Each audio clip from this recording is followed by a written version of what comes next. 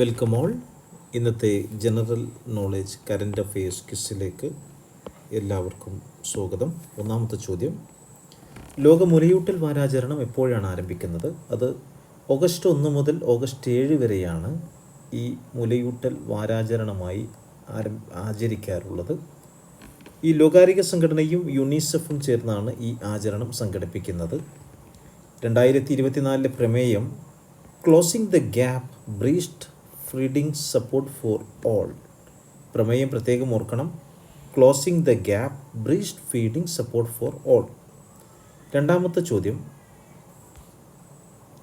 Bailey പാലം എന്താണ്? ഈയടുത്ത് വയനാട് നടന്ന ദുരന്തവുമായി ബന്ധപ്പെട്ട് ഏറെ തവണ നമ്മൾ കേട്ട വാക്കാണ് ബെയ്ലി പാലം.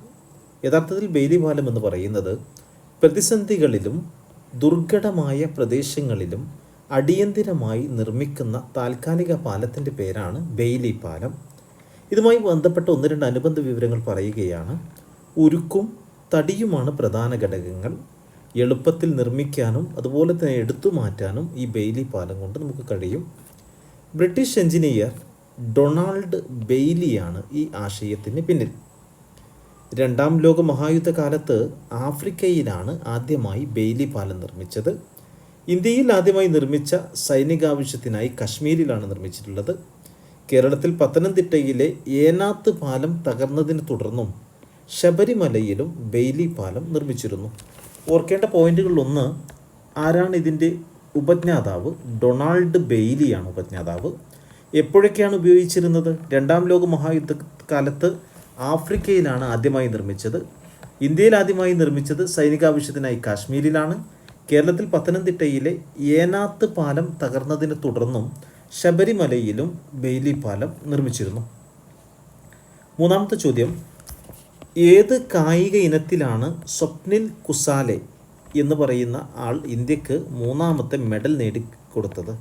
അത് 500 മീറ്റർ റൈഫിളിലാണ്. 500 മീറ്റർ റൈഫിളിൽ. 4ാമത്തത്, സംവരണം നൽകാൻ സംസ്ഥാനങ്ങൾക്ക് അധികാരമുണ്ടെന്ന് ഏത് കോടതിയാണ് വിധിച്ചത്? സുപ്രീം കോടതിയാണ് വിധിച്ചത്. ഇതുവരെ SC/ST പട്ടിക തയ്യാറാക്കി സംവരണത്തിൻ്റെ ആളുകളെ നിശ്ചയിച്ചിരുന്നത് രാഷ്ട്രപതിക്കായിരുന്നു അധികാരമുണ്ടായിരുന്നത്. ഇപ്പോൾ ഓരോ സംസ്ഥാനത്തിനും അധികാരമുണ്ടെന്ന് നമ്മുടെ സുപ്രീം കോടതി വിധിച്ചിട്ടുണ്ട്. 5ാമത്തെ ചോദ്യം, കരസേന മെഡിക്കൽ സർവീസിലെ ആദ്യ വനിതാ ഡയറക്ടർ ജനറൽ ആരാണ്? സാധന സന. അവരുടെ പേര് സാധന സന. 6ാമത്തെ ചോദ്യം, അർബൻ ദുരന്ത നിവാരണ അതോറിറ്റികൾ സംബന്ധിച്ച ഭേദഗതി ബിൽ ലോക്സഭയിൽ അവതരിപ്പിച്ചതാരാണ്? അത് അവതരിപ്പിച്ചത് ആഭ്യന്തര സഹമന്ത്രി നിത്യാനന്ദ റോയിയാണ്. ഇതുമായി ബന്ധപ്പെട്ട 1-2 അനുബന്ധ വിവരങ്ങൾ. ഈ ഭേദഗതി അനുസരിച്ച് കേരളത്തിലെ 6 നഗരങ്ങളിലാണ് അർബൻ അതോറിറ്റികൾ നിലവിൽ വരുന്നത്. അർബൻ ദുരന്ത നിവാരണ അതോറിറ്റിയുടെ ചെയർമാൻ മുനിസിപ്പൽ കമ്മീഷണറും വൈസ് ചെയർപേഴ്സൺ ജില്ലാ കലക്ടറും ആയിരിക്കും. ചെയർമാൻ മുനിസിപ്പൽ കമ്മീഷണറാണ്, വൈസ് ചെയർപേഴ്സൺ ജില്ലാ കലക്ടറായിരിക്കും. 7ാമത്തെ ചോദ്യം, നിയമവിരുദ്ധ മതപരിവർത്തനത്തിന് കടുപ്പമേറിയ ശിക്ഷകൾ നൽകുന്ന ഇന്ത്യയിലെ ആദ്യ സംസ്ഥാനം ഏതാണ്? ഉത്തർപ്രദേശാണ് നിയമവിരുദ്ധ മതപരിവർത്തനത്തിന് കടുപ്പമേറിയ ശിക്ഷ നൽകുന്നത്. 8ാമത്തെ ചോദ്യം, ISRO തയ്യാറാക്കിയ മണ്ണിടിച്ചിൽ ഭൂപടത്തിൽ 1ാം സ്ഥാനം ഏത് പ്രദേശത്തിനാണ്?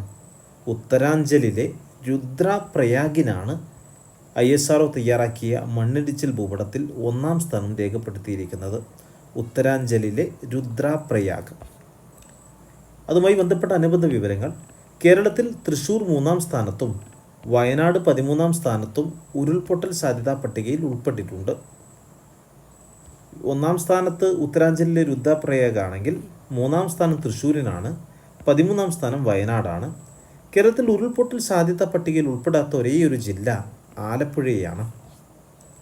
9ാമത്തെ ചോദ്യം, പാരീസ് ഒളിമ്പിക്സിൽ പുരുഷന്മാരുടെ 50 മീറ്റർ റൈഫിൾ 3 പൊസിഷൻ ഷൂട്ടിംഗിൽ മെഡൽ നേടിയ ഇന്ത്യക്കാരനാരാണ്? അത് സ്വപ്നിൽ കുശാലയാണ്. പാരീസ് ഒളിമ്പിക്സിൽ പുരുഷന്മാരുടെ 50 മീറ്റർ റൈഫിളിൽ 3 പൊസിഷനിൽ മെഡൽ നേടിയ ആൾ സ്വപ്നിൽ കുശാലെ. 10ാമത്തെ ചോദ്യം, രാമചരിതമാനസം, തുളസീദാസ് രാമായണം എന്നിവ മലയാളത്തിലേക്ക് വിവർത്തനം ചെയ്തത് ആരാണ്? പ്രൊഫസർ CG രാജഗോപാലാണ് രാമചരിതമാനസവും തുളസീദാസ് രാമായണവും മലയാളത്തിലേക്ക് വിവർത്തനം ചെയ്തത്.